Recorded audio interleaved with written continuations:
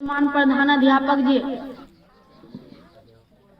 अतिथिगण, शिक्षकगण और मेरे प्यारे भाइयों एवं बहनों, सबसे पहले मैं आप सभी को गणतंत्र दिवस की ढेर सारी शुभकामनाएं देता हूं। आशा करता हूं कि आप सब भली भांति जानते होंगे कि आज हम सब यहाँ 26 जनवरी को हर साल इसलिए बड़ी ही धूमधाम से मनाते हैं क्योंकि इस दिन भारत को एक संविधान के रूप में कानून और अधिकार प्राप्त हुए थे।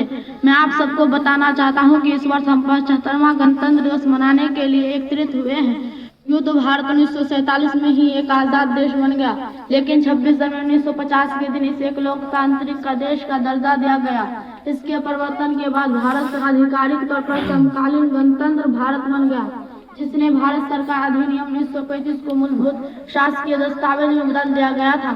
हमारे देश को संविधान द्वारा एक संप्रभु, धर्मनिरपेक्ष, समाजवादी और लोकतांत्रिक गणराज्य घोषित किया गया था। हमारा संविधान भारत के नागरिकों को न्याय, स्वतंत्रता और उनके बीच समानता के बारे में आश्वस्त करता है। हमारा भारत के नागरिकों को न्याय, स्वतंत्रता और उनके बीच समानता के बारे में आश्वस्त करता है। भारत के संविधान के अनुसार सभी भारतीय एक सामान्य के दर्जे के हकदार हैं, भले ही वह किसी भी जाति, धर्म या लिंग से संबंध रखते हैं। इसलिए भारत को विश्व का सबसे बड़ा प्रजातंत्र माना गया है।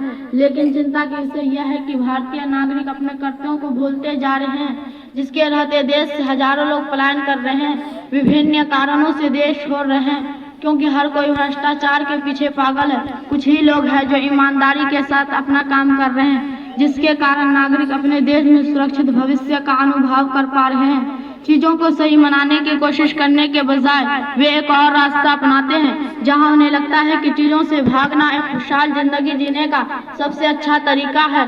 कम से कम भारत की आबादी को, इस देश को सामाजिक अक्षति से मुक्त रखने का प्रयास करना चाहिए। ये हर नागरिक की जिम्मेदारी बनती है कि वो भारतीय संविधान की मर्यादा को कायम रखने की हर संभव कोशिश करे। हमारे स्वतंत्रता सेनानियों ने हमें आजाद करवाने के लिए लाखों प्रयास किए हैं, इसलिए हमें उनकी मेहनत को बेकार नहीं जाने देना चाहिए और अपने देश के विकास की ओर कदम बढ़ाना चाहिए।